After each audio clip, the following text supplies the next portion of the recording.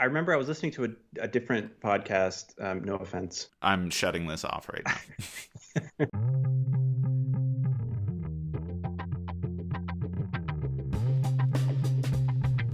Hello and welcome back to another episode of the Cardboard Herald, my chance to talk with creative gamers and game creators. And joining me on the show today is game designer, illustrator, filmmaker, cartoonist Malachi Rempen. How are you doing today, man? Very well. Thank you very much. And very excited to be here. For being a man who wears so many hats, I was expecting more hats to be on the video feed here.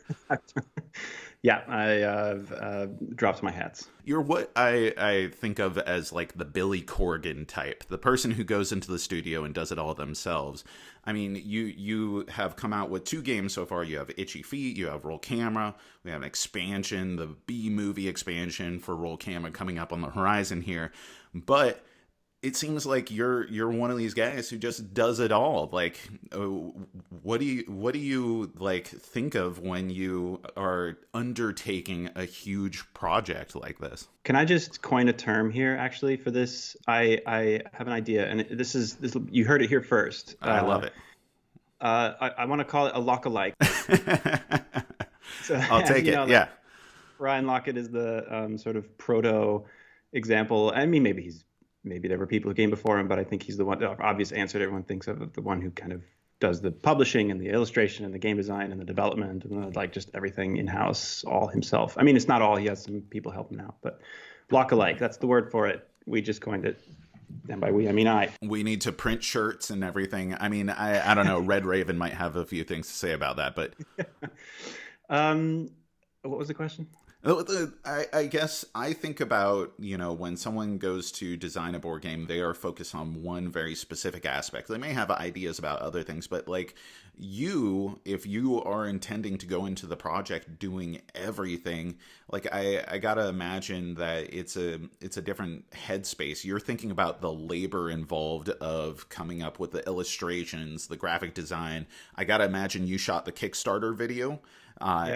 You have so much more that you personally are going to be involved in and responsible for the end product of. When you're ramping up for a Kickstarter like you're doing right now, what are the unique considerations that you have? Like, what are the things that people wouldn't even be aware of that you have to undertake in preparation that other game designers and publishers might not have to? I mean, I think part of it is that like in every role I'm in, whatever part of the process I'm in, whatever role that I'm doing, I am thinking at the same time about all the other hats are also on my head. And so like I'm also considering when I come up with a game idea to begin with, and I note it down in my notes app as like, oh, this could be an interesting theme or this could be an interesting idea for a game. Like I'm already thinking all the way to the end of like what, like just my publisher's mind is already going, okay, what does the packaging look like? What is the audience for it? Like how would I market this to people? Like what sort of gamer would be interested in it? Like just involuntarily, because so I'm kind of trying to see, and in this way, I think being a filmmaker sort of uniquely prepared me for this, because as a director, when you're on set and you're like behind the camera and you're giving an actor notes or you're telling the cinematographer like what the next shot should look like or anything, you're thinking of that particular moment and every other moment in the film at the same time, because it all needs to work together. It needs to, this moment that you're shooting, this scene that you're shooting right now needs to work with the scene that just came before it and with the scene that's about to come after it. And those scenes need to work with the scenes before and after them and with the whole picture as a whole. And so I think that mindset for me is very natural when it comes to a game. I'm like, you see the whole thing. It reminds me of, there's a Kurt Vonnegut book where the aliens don't see time like we do in a linear fashion. They see it all at the same time. And so they see people as these worms, where it's like you see the baby going all the way to the adult and all the way to the old man. And you see that all of those stages all at one point. And this is kind of what it reminds me of. Like I see a game in all of its stages of development all at once. You're bringing Vonnegut into this house. You're getting to the heady sci-fi here, man. Malachi, man after my own heart. I do want to mention though that for this particular project, I would be remiss if I didn't give credit where credit is due, that I actually brought on a developer for the roll camera expansion. So this is one case where I'm not doing it 100% myself. And part of that was with roll camera, I did do it 100% myself, and I learned some lessons about that. I obviously can do all the parts myself, but I don't have to subject myself to doing 100% of it myself. So when it came to the expansion, because I've got another project in the pipeline that I wanted to be focusing my design on, I kind of designed the basics of it, and then I hired a very talented developer called named John Velgus, who has been working with me the last couple of months, and it's just so great to have someone else to kind of bounce those ideas around with. Because one of the consequences of the look-alike life is it can be quite lonely. And this was something I actually missed from filmmaking. Is such a collaborative. It's just by its nature is a very collaborative experience. And when you're doing it all solo, it can be a little isolating. And so, yeah. So just credit where credit is due. John Velgus is doing the development for the expansion, and that came from just learning that doing it all yourself is taxing. It's exhausting. It takes a lot. Doing it all is a lot of work. I can imagine. Yeah. And so I felt like I want on future projects to be smarter about outsourcing, and still obviously take all the credit. Obviously. And you get to be a prima donna about everything when someone else is working on it. Exactly. I need to have John on the podcast to have the actual scoop on the behind the scenes. Yeah, you're not going to get any real talk from me. No, this is my marketing hat. During my marketing. So what was the original impetus behind you doing all of the stuff yourself? Do you think that was born more out of necessity? Do you think that it was part of the creative challenge? Do you think that there was a degree of ego involved? I know that as a creative individual, I've done music my entire life. I've done the Cardboard Herald, I've done writing. I tend to be the type of person who tries to do everything myself. And usually it's to a degree of success, but also sometimes I think, man, I played that guitar part pretty well. Someone else probably could have played it better, but I have total control if I'm the person who's actually laying down each individual track. Yeah, that was part of it, was control. One of the downsides to working with other people is that there's suddenly one step removed from your brain. That Sure. Just sometimes your brain just knows what it wants, and it doesn't mean that your hands can necessarily do that, but you don't have to talk to your hands and explain to them what you need to do. You just need to keep trying. Maybe you don't. Why? But when it comes to working with other people, and this is again going back to filmmaking, sort of the nature of directing, that all directing really is at the end of the day is explaining to people what it is exactly that you want in words that they can understand, and then actually go away and do meaningful work with. And so that was part of it for roll cameras. I wanted the control, and part of it was because it kind of occurred to me that I could do all that. I had the skills and background just kind of randomly from different parts of my life coming together. And I thought actually, hang on, I can kind of do all of this. Game design itself is a part that was the one part where I felt because illustration I was doing this webcomic for many years, and I've been just drawing as kind of a hobby for a long time.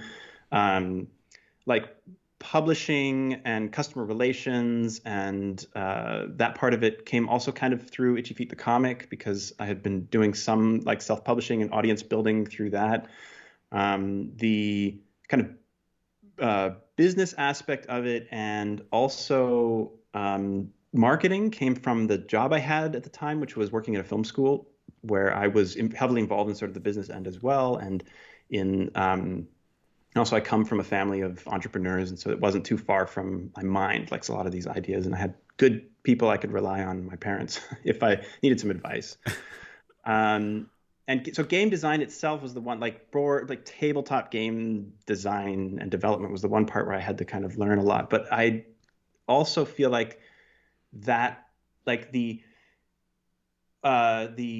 my interest has always been in my creative pursuits has been in creating experiences for people, creating a beginning to end experience that pulls people through and has some kind of endpoint, a beginning, middle, and end. So that, like for movies, that was a big part of it for me, was leading people through this sort of narrative experience. And even when I was teaching, I approached education and class, like lesson design, but also course design, because I was the course leader and working with a team of tutors and building this course, like as an experience. I was thinking about it like as, okay, people walk in the door and we are giving them that experience. They are going through roles. They are taking on these things. They are kind of playing these parts, and they're expecting a certain end result.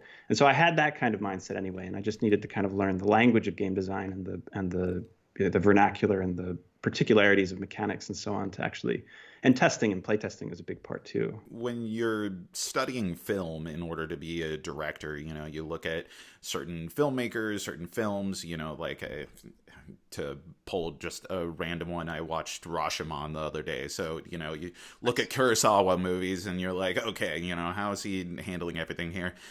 When you were preparing to be a board game designer, not just a board game enjoyer, not just a player, not just a hobbyist, but you wanted to design board games, were there specific board games or designers that you looked at for inspiration? Yeah, I mean, I knew pretty early on that a roll camera was going to be like a dice worker placement. I didn't know what those words, I knew what the word dice meant, but I didn't know what worker placement was necessarily, even though at the time viticulture was already a favorite game of mine. And so basically what I did is I just went on BGG and like scoured the lists for dice worker placement games, and I ended up playing Castles of Burgundy and Alien Frontiers, and I would look for them on Tabletop Simulator, or there's a board game shop here in Berlin which will rent you games for like $3 a day. So it was like sweet. I would just come back with a stack of games, and my wife would be subjected to learning all of these rules. That's the board game reviewer life too, is the wife being subjected to all the new games. Yeah, and that was kind of the research process. It was like, what am I trying to accomplish? Who else has done something in this area that I can learn from? And I tried to. Here's where I think the like education of film, or at least the way that I approached it, my own education, and also as I was teaching others, differs from how I've been approaching like board game design and my own self-education board game design. And that is that I think in education there is a sense that like that you have to watch the classics. You have to watch Rashomon. You have to watch Citizen Kane in order to understand, before you even pick up a camera. And you need to appreciate those things because you need to appreciate what they did, and you need to study what they did, and like you need to study the theory of it and like kind of where their technique came from and all of this stuff before you set something up, because you don't know the shoulders that you're standing on. And I understand that point of view from an appreciative standpoint, certainly from like a critical standpoint, and sort of from an art theory standpoint. But what I've found through teaching is that I think that can get in people's way. I think that what you really need, much more than to like understand theory or what the great directors were, is like have something you want to say and have a story you want to tell. And then if you're having trouble telling that story, then look to other people who have told similar stories or who have told stories that you resonate with, and try and learn what they did at that point, which is after you've already tried it. Got it. And I think so for board games, so I've seen this in students where they will get caught up so much in like the technique and in the theory that they will lose sight completely of like what they have to say from inside them, which at the end of the day is all that matters. Like whether they can reproduce technique or not, nobody cares. What they care about is like, do you have something to say? And so for me, when I went into board games, like I was very determined not to make this mistake. And so I do play the classics because I want to see them and I want to enjoy them, but I'm trying to, like, I haven't opened a board game mechanics textbook, even though they do exist. I'm sure there's lots of great ones. And I have tried to avoid as much as I can, actually, theory. And maybe this is a terrible way of going about this, but this is what I'm trying anyway. It's like my new approach is like, I will, if I'm cracking my head against a mechanic that I just can't, like, or there's a problem in the game I just can't solve, who else has done something in this area? Play that game, see how they've figured it out. So like kind of reactive education, I think, is maybe a good that's been my approach anyway, and I hope it works. Well, I mean, it's certainly successful so far, and I imagine that the Kickstarter campaign for the expansion is going to be. But one thing that I find super intriguing is anytime that someone takes a area of expertise and then translates that into board games, because there's uh, dozens of games, if not hundreds of games, that are about movies or making movies or the appreciation of movies, that kind of stuff. But I imagine that most of them are coming from the layman perspective. You know, people like me Yeah. who are like, oh, I just want to watch Rashomon or Citizen Kane or The Avengers. You know, I just want Yeah. movies. I don't intend to make movies. I don't know how movies are actually made. I just like movies. And then I might make a board game based off of that. What did you want to say about the filmmaking industry through the creation of this board game, with you being a subject matter expert, you know, someone who actually knew how these things were being made? That's a great question. I was I remember I was listening to a different podcast. No offense. I'm shutting this off right And they had mentioned they were talking about board games and they were talking about themes, and it occurred to me that like, oh man, like actually making a film is very similar to a board game in that there is you're working like a co-op board game, like you're working in a team, now. that you're trying to achieve a specific goal. You are under constraints of resources, time, energy, lots of physical constraints and resources. You are like moving physical pieces around like a space that is limited and defined. And everyone has like a role that has different abilities sort of, and like special kind of, and I just thought like how has nobody thought of this before? Surely they have already, like it's obvious. And there are a lot of like movie trivia games. There are a handful of even by very well-known designers of like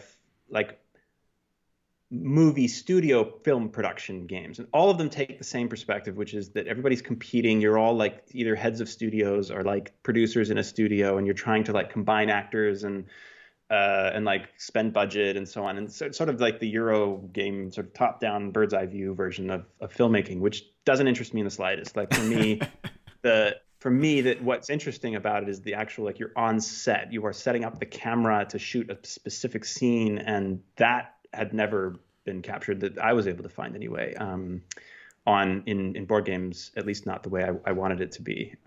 So yeah, it just came from, in terms of what I wanted to say. Well, I just felt like this is already a board game. Like for me, it was like already, it was perfect material, thematically speaking, for a board game. I just wanted to put people in the mindset of like, so there's a great, like, one of the most stressful days I was ever on set was that we were out in the middle of the desert. We were shooting the scene. It was like supposed to be a hot desert. It was supposed to be set in Mexico. We were shooting in Southern California, and it was raining.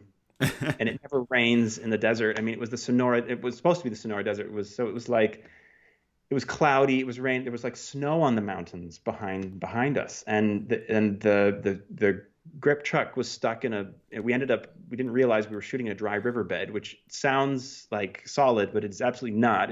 It's quicksand basically. And so this big semi truck essentially it was like sinking, and all the crew was out there with shovels, like digging it out. The actor, wasn't showing up. People were like getting food poisoning, and I was so happy, and it wasn't because of those things, but I just remember thinking, like, if I'm gonna be at the center of a hurricane, like, this is where I would want it to be. Like, it's just so, we're making a movie, people. Like, how great is this? Like, I've never lost that sort of childlike glee for like, well, all these things are going wrong. Yeah, but we're making a movie. And that was kind of what I wanted to convey, this feeling of like chaos, but it's great. It's fun. They're all challenges to overcome. Yeah, they're challenges, and the stakes are low enough in filmmaking because you're not, curing cancer. So at the end of the day, like, if everything goes wrong and the grip truck sinks and you lose all your money, there are worse ways to lose your money than in the pursuit of like a great film. Do you think Werner Herzog thinks differently about the stakes that are involved in his films? He's like, this has got to be, the next one is the one that's going to change the world. That's true. Werner Herzog is operating on another dimension, though. He's okay. Yeah. Is there an unsung hero of the filmmaking world that you wanted to capture in the board game? Like something that you wanted to represent that you felt like, the layman out there doesn't know how important this role is to the true process. You're like, there's got to be something to represent the gaffer. Well, not one particular role, but I did want to. I mean, part of the this was partly by necessity because in a co-op game you want everybody to feel like they're contributing equally, but all of the roles are kind of more or less balanced Mm-hmm. to each other. Like being the director or producer is not the most powerful roles to have in the game. They have powerful abilities, but the other roles also have abilities that are powerful. And I think part of that is that I wanted to. Part of what I don't know if it was intentional actually, but part of what I've seen come out of it when people play it is an appreciation for like this, especially from people who work in the industry, because of course the gaffer believes they're the most important person on the set. Of course they do, because they are from their perspective, and that's Right. true of everybody. And I think in a good team that is the case, where everybody is sort of self-interested in creating their best work, and if you're as long as you're all like aiming towards the same goal, then that can be accomplished. And I think that was what I tried. I didn't want the director to have like a particularly, I didn't want it like to be so asymmetrical that that people's the layman's stereotype of the director as this sort of demigod, auteur of the would be justified, because I don't think it is. I think a director relies on everybody as much as they rely on the director. Theme in games, like theme is such an important thing, and clearly the theme is where this started, or at least based off of what I'm hearing, Yeah. you wanted to represent this and you came up with mechanisms in order to reflect that theme. How important is theme to the overall experience for you, and like what sort of compromises are you willing to make in order to make a better game? Like where can you sacrifice theme in order Yeah, to where can you allow abstractions or things that may be counter to the theme in order to be like, well, I can't make this work holistically within, the theme environment that I'm playing in, yeah. but damn it, this is necessary in order to make this a more balanced game or a more fun game or a more fair game. Like everyone draws the line differently, and there are a lot of games out there that maybe get a little bit hinky in service of the theme, and they can be incredibly popular. I mean, Yeah. I'm wearing a shirt for Oath right now, and Oath kind of relies on the buy-in of everyone at the table that they are going to be in some degree in service of the theme. It's a great Yeah. mechanical game, but the mechanics are kind of reliant on that shared buy-in of everyone at the table. Otherwise, it can kind of fall apart dramatically. Yeah, yeah, I've had that for Oath. I've had that for certainly both directions for me, where I thought I didn't like the game until I played it with the right group. That we kind of went in going, okay, we're just going to lean into this. We're going to like do what Oath is wanting us to do, and then we had a great time. So like, no Mm-hmm. surprise. Um, Definitely, I think theme is such a funny word because we use it in board games in a completely different way than it's used in like literature or in film, certainly. Yeah, It's almost like and I think I've been thinking about this, and I think where it comes from is like an amusement park ride mm-hmm. has a theme, like Sure. is like spaceship themed in the sense that there's a spaceship painted on the car you're riding in. Mm-hmm. Like this is the theme, as in like it's almost they're talking about it in terms of like what is the paint they've plastered on it, and for board games, what we're really talking about is setting, I think, especially when you're talking about thematic games. I think if you're talking about an abstract game, then yeah, theme in the terms of the amusement park sense, I think sure, like, yeah, you're pasting it on because it doesn't really matter and it's like gone. The moment you get into the mechanics of it, like you forget about the theme. It's just sort of there to make the box look nice. I think when you get to the games that are quote unquote thematic, which again is a weird word that I think is unique to this particular field, you're talking about immersion into like the experience of it. And I think that comes from, I mean, because a game is always, no matter what you do, a game is going to be abstracted at some level. And so it's just a matter of choosing like which parts of that experience are okay to abstract and which parts are really necessary that you do not abstract. And for me, I think what I've learned from Roll Camera is that the parts that are okay to abstract are the parts that, as long as the decision space that you're in, that the players are in, reflects the decision space of the theme, that the that the theme's premise is sort of promising you're going to be in, then you're fine. Then you can abstract as much as you want, as long as the decision more or less fits it. So as an example, like one point of abstraction in roll camera is that you start your turn, you roll these crew dice, and each die has a different face that represents a different member of the crew. And then you see what you got, and then you use those to place on worker placement spots or on set in an arrangement as dictated by the storyboard cards, which tell you how the crew needs to be arranged in order for you to shoot the scenes.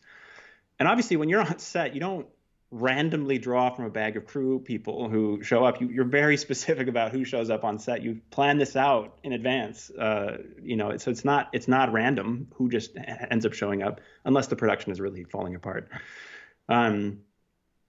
But the decision of like, how are we going to best allocate the people that we have to the various like challenges that have come up and to the scenes that we need to shoot today, and the various problems that are coming, you might need to send, especially on like a rinky-dink independent duct tape together film production, which is kind of what roll camera's going for. You might need to send the makeup artist to go stop the grip truck from going the wrong direction. And then you have to shoot the scene with the actor with no makeup. So maybe you do it with them facing the other way. Like, these are the kinds of problems you're always like having to face in film, like, again, in like smaller indie film productions, especially. So lost my train of thought. It's fine as long as you are, but so that like the decision space of like, how are we going to allocate the crew matters much more than like the reality of whether or not your crew arrives randomly. And so I think a lot of games, I think Oath is a great example of this, where like the decisions, it makes you feel like you are kind of going through history and making the kind of decisions that an empire makes, not just one person, but like that many people in an empire have to kind of go through over the course of many years, decades even, in order to sort of achieve their goals. Sure. Because the decisions of like, do I play this card here or do I keep it in hand or advisors or not, like that mirrors more like, how do I allocate these resources I have available to me? Whereas if it was just like a card that you put down that said invade, it just wouldn't feel like that decision or that action reflects the reality of the theme. And I think that's where I was thinking about this. I think Root, I know you're a fan of Root, and I am too. Yeah. It's like in my top 5 games. And Root is a great example too. It's kind of funny because there's, in some ways, it's like one of the most thematic games in the sense that I'm talking about that I've ever played. So like the Otters as a faction, I think, like my mind is blown sometimes when I think about the design of the Otters, because it's so. I think a lesser design of the Otters, I think, would have had them. Okay, they're the merchant faction. They have a special deck of cards that's like swap cards with another player, or like earn some money, or like, you just play these cards and they're like events, and it's like, oh, the theme is that you're merchants. But what it does instead is it goes, okay, you gain points by earning dividends. You earn dividends by having funds. The funds you have, you put by selling services. Here you sell the prices for your services. Yeah, control the economy. Yeah, what it's great is that that rule set forces you to go, I've got some nice cards here. Who wants my cards? I got great prices. Like, right. It like puts you in that position. It forces you to do that, which I just think is great. And I think it's a great example of like thematic mechanics. Whereas there are other factions in Root, like the Vagabond, where it's like beat a bear, turn over a token, and play this card. Yeah, and it's like, and obviously every game can't have every theme perfectly, but I think that's a good example of like where even in like one game you have to sacrifice sometimes part of the theme to kind of get the like asymmetry across in that case. But I think what it comes down to is decision space. Do the players feel like they're making decisions as promised by the premise of the game that you've put in front of them? And if they don't, then it's like, the theme's pasted on because I never really felt like I was doing the thing. And if it's not, even if it's abstracted, but the decision space is there, then people go, oh, this is super thematic. I feel just like a filmmaker. One thing that I find really fascinating is that in the original Roll Camera Kickstarter video, you just straight up said, this isn't going to be in retail. I'm not going to put this in retail. I am just doing this so that way it can get made, I can cover those costs, and I'm going to send it out to you. That Mm. is so contrary to the intent and hopes and scope that most people go into Kickstarter projects as creators have. You know, they want it to be the thing that's going to be an evergreen title sold in perpetuity. Like, why do you have this different approach? Honestly, because I can't handle the stress of like inventory. Of like having, and I know that that's not what every publisher does. They make deals with distributors, and they are the ones that Right. pull the industry and so on. But to me, the great appeal of Kickstarter and the Kickstarter crowdfunding model, which I have looked at, publishers like Red Raven Games and Whirligig Games, and several others that kind of follow this. So I'm not trying to blaze any trails. I'm just following some well-trodden paths. Is um, the appeal is that I can, from a business point of view, deliver what was paid, that I get the money first and then I print the amount that was ordered, and then that's done. And if people want more, we like do another run. And I don't have to like have a warehouse somewhere that I'm paying to fill full of stock that I then have to um, worry about whether or not it has to be on sale or whether about we have to move it and all this stuff. And I know that I'm leaving money on the table. But I just feel like, again, speaking as a lock-alike, there are only so many places that we're making it happen. Right, right, there are only right. so many, there are only so many places that my attention can go. And I would rather it not be on like the churn of like shipments and manufacturing and all of this. Like I would rather it be in a cycle that kind of where I can, like a film production, maybe this is just like where my head is, but like where it has a beginning, middle, and end.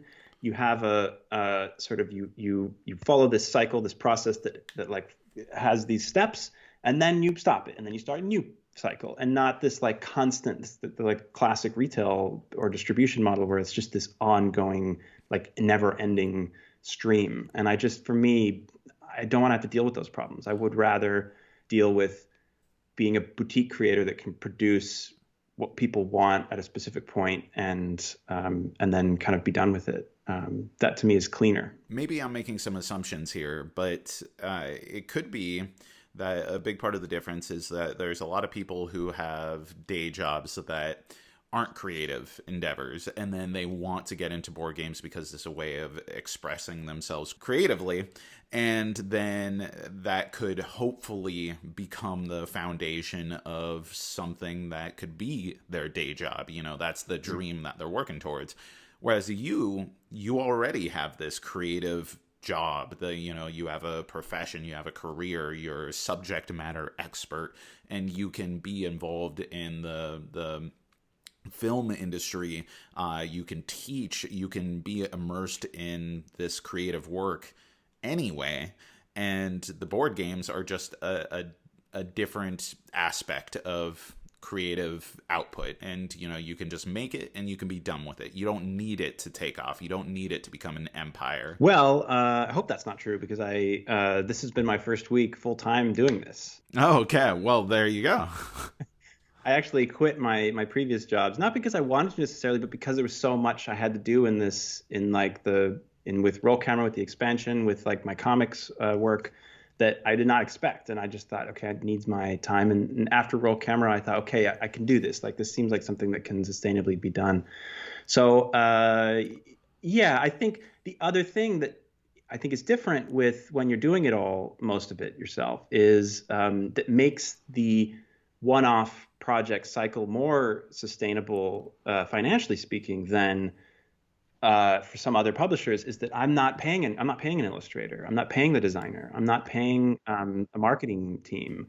I'm doing that work, and yes, that's more work for me, but I also don't have to pay those people, and I can pay myself that way. And so for me, I see that as a sustainable way of doing it, the direct consumer model. And I mean, anyway, you know, talk to anybody in publishing, and like the margins that you make on distributed and retail games after they've gone through 2, 3, sometimes more middlemen is not great. No, And it's no. much better when you're able to just sell directly to people. You don't have as many people, and so like sure, the numbers might not be there, but from the standpoint I have, that makes up for it in just the in the larger margins that you have. And so that's the route I'm trying to approach. And you know, Again, maybe that is also a huge mistake. I'll come crawling back to my day job, but I don't know. We'll see.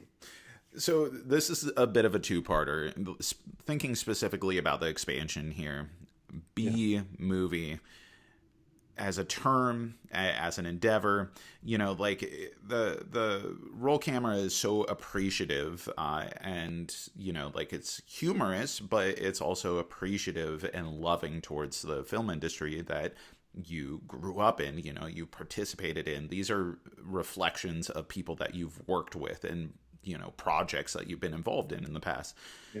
And so my two-parter question here is, one, when we talk about a B movie, real schlocky movie, a grindhouse movie, whatever it is, do the people involved in it know that they're making a B movie as they're doing it? And two, by using the term B movie, do you feel like you're in some way like reinforcing like a dismissal of the hard work and effort and energy that just normal people go through in order to create these projects? I mean, like, I'm certain that people who have been the directors, the actors, the whatever on these crappy movies that everyone just like shuts down and talks about it is so bad it's good, but they're putting their time, energy, and effort into trying to make something. I want to know your perspective on B movie culture as a creative culture. Wow, you really put me in my place there, Jack. I am chastened.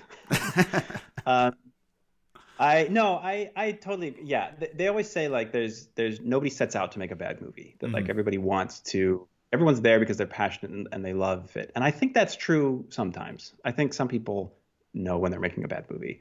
And I think some people are fine with it because it's their job. But not always. And I actually do think this is one place where the theme in Roll Camera departs a little bit from the reality. There's a quality track on the board, and you have to get it out of the middle zone of mediocrity. You can either aim for like it being like at least not bad or better than that, or you can go the other direction and like on purpose make a really bad film that's going to be so bad it's great. But that's harder to do. Totally. And I don't think anybody like in the middle of production goes, you know what, this isn't going very well. Let's just make this an absolute crap film. Yeah. I doubt it, unless maybe from a producer point of view. But it's one place where it's just really fun. It's really like, that's just a fun idea of like, you know what, let's turn this ship around. I think we can still we can shoot the moon, so to speak. But when you're on set, and this is something that is really funny, when you're not the director, mm-hmm. when you're in almost any other position, every film set is exactly the same. Like, not in the way that feels, but in the way that the actions that you take and sort of the sort of routine of it. It's often really hard to tell when you're not the director and when you're not in one of the like really higher up positions, whether the film you're making is any good. And often as a director, even that's the case. Like, trust me, like sometimes you don't know. And sometimes, I mean, you have these crises of faith halfway through. You go like, this is garbage. We're making garbage. Like, don't tell anyone, but this is terrible. And then you get in the editing room and like, oh, this is even worse than I thought. Like, this is awful. And then you start to cut it and it starts to come together with the music and sound. And you actually go like, actually, this is watchable. And at the end, you feel like, okay, this is pretty good. But on set, it's often really, really difficult to even know, especially if you're like the boom operator or you're the gaffer. Like, the gaffer sets the lights where the cinematographer says the lights should go, and they help design the sort of what the look of the film is and kind of where the design of the lighting is going to be. But rarely do they have that big picture. As I said kind of earlier, the director's like thinking of all stages all at once, and nobody else's job is really to do that, except for maybe the producer if they're really creatively involved. So B movie, I think for me, it was more just a name that conjured up genre. Like, I wanted the B movie, the expansion is really about bringing in the genres. So you don't, in roll camera base game, the film you're shooting is sort of thematically agnostic. It's not really about any specific, like, doesn't go in any specific direction. And so I wanted the B movie to be like, okay, we got zombies, we've got dragons, we've got, torture chambers. There's like, there's crime syndicates. Like, so you're like putting in these kind of genre pieces in.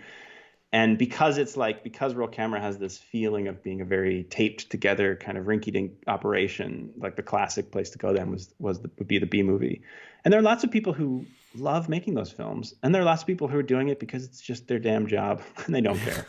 So I don't think I hope I'm not doing anyone a disservice, and I certainly don't mean to. I don't want it to offend anybody, but I should hope not. If Roll Camera offends people, I think 2021 is going to be a tough year. Yeah, I don't think that anyone's going to take too much offense to it, and I imagine that in retrospect, and with enough distance from anything, that someone can look back and be like, man, that was a real shit show of a movie that we put together there. I still got paid. I did my job. I, got the lights going, we did what we could within the budget that we had and everything. But, I think that there's a way of being affectionately humorous towards that. So I don't think anyone's going to take offense. Well, case in point, actually there are times when it's a shit show and it turns out incredible. So a bit of industry inside knowledge here. Oh, we got the inside scoop. Yeah, I have a friend who talked to somebody who worked on the first season of Westworld, and they said that the whole time during that production, everybody from the directors to producers were like, this is the worst thing we've ever made. It was an absolute shit show was the word for it, because they said it was a disaster. It was an absolute catastrophe from beginning to end. Nobody thought they were coming out with anything good. And then it came out and was like one of the finest pieces of television in the last 20 years. And this is part of the reason I think why the seasons that followed it weren't able to meet up to it, because I think it was an accident. It was an accidental piece of genius. So yeah, sometimes you think it's going to be terrible and it ends up being fine. Ends up being a cinematic masterpiece, and you didn't even know. I want to wrap this up with going back to the development, the design. You brought on a developer, and you mentioned that gave you a bit of a reprieve. It gave a different perspective. It made it a more collaborative process. Let's be appreciative to the developer here. Why is it a better product now because you had someone else coming in? It's just a fresh set of eyes. I mean, one of the things with doing it all yourself is you're there every step of the way with the project all the time. It's like occupying your brain, like majority of this real estate in your mind for such a long time. And so when I was done with Roll Camera, I knew I wanted to make the expansion because I had the kind of design ideas and I knew where I wanted to go. I knew where it could be expanded properly, where I think fans of it would really enjoy the additional content, and not just in a extra cash grab way, but in an integrated way. But I just couldn't bring myself to play more Roll Camera. I just couldn't. I was like, it's been 2 years. I've been playing Roll Camera every day of my life, and I just needed someone else. I needed my brain to go on a different project, a different thing I've been developing, and I wanted to bring someone else in who could see it fresh, and that's exactly what John Belgus has done. And he really understood immediately what made Roll Camera tick, what worked, what didn't, what he could improve on, and how, and it's been amazing. So I think not having that perspective would mean that I would have there are things you can't. So again, I can't always bring this back to filmmaking, but when you're a director, sometimes the best thing to do when you're done shooting is hand the footage off to the editor, who hopefully wasn't on set, and just let them go for a week or two with the footage and see where they go with it. Because often you being too involved in it you can lose sight. You can get blinders and you can get tunnel vision. You can lose sight of what a bit more of an objective view on it. And I think this is how I felt handing it off to John Belgus, was just, I need someone else to take this and take it in a direction that they can trust is going to do well. And if I had kept it on, it would have tunnel visioned in a way that I think probably would have exacerbated the weaknesses rather than the strengths. Well, this has been super exciting to have you on, Malachi. For everyone that's watching this or listening to this, I'll have links to all the things that you can find about the upcoming expansion and the 2 games already released. And the B-movie expansion is going to be hitting Kickstarter on October 5th. So thanks for coming on to the show, Malachi. Absolute pleasure. Thank you, Jack. If you enjoyed this video, we have all kinds of other reviews, interviews, and recommendations via media, writing, podcasts, and video here on our channel and website cardboardherald.com. Our content is audience supported, so if you want to show your support, please visit our Patreon. Thank you so much for watching. This has been the Cardboard Herald.